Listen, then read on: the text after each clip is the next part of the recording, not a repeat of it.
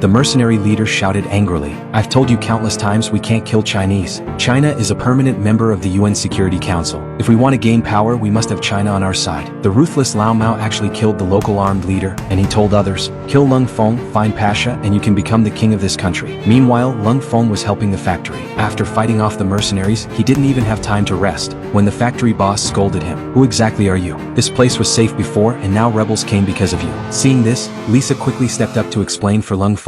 He's here to pick up other Chinese people. But the boss didn't believe her and called Lung Feng a complete liar. Facing the boss's doubt, Rachel also stepped forward. This morning he saved me and Pasha at the hospital, and he has been protecting us ever since. Lung Feng looked weak, so Rachel as a doctor checked him, but she saw his wounds were starting to rot. She couldn't help but worry. Lung Feng had an infectious disease and everyone avoided him in fear. But Zhu Yifan didn't think that way. He had just saved their lives. Seeing everyone stay silent, Lung Feng felt embarrassed and ashamed, and he had no choice but to leave with Rachel. Before leaving, Rachel shouted at these ungrateful people. Everyone infected with the Romanra virus will die quickly. I want you to remember, the person who is about to die just saved all your lives. You are truly shameful. All of you are shameful. Just as Lung Feng was about to leave, Jiang Wo felt a bit guilty, so he quietly put a magazine into Lung Feng's pocket for self-defense. Soon, Lung Feng and the others left the sad place. But suddenly, lightning and thunder struck, and Lung Feng was poisoned by gas, too weak to drive. Rachel had no choice but to take him to a cave to hide. Watching Lung Feng barely alive, Rachel felt devastated.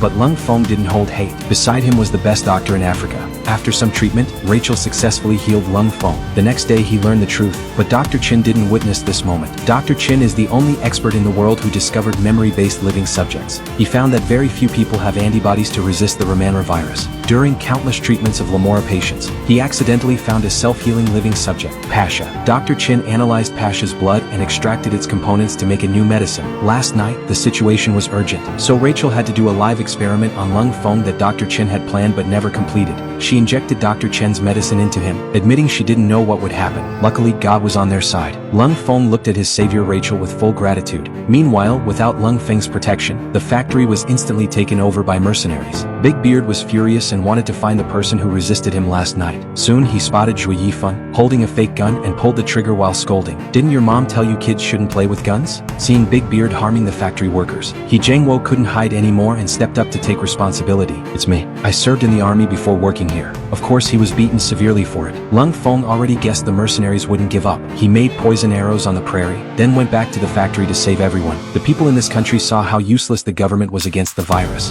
Whoever got Pasha could easily control the country. After finishing the crossbows, Lung Feng quickly returned near the factory. Lao Mao was ready around the factory, certain that if Lung Feng survived, he would come. To trap him, Lao Mao led most of his troops away, leaving only a few red scarves to guard the factory. Inside the factory, everyone was nervous. Lung Feng entered, took out a few guards, and broke in through the window.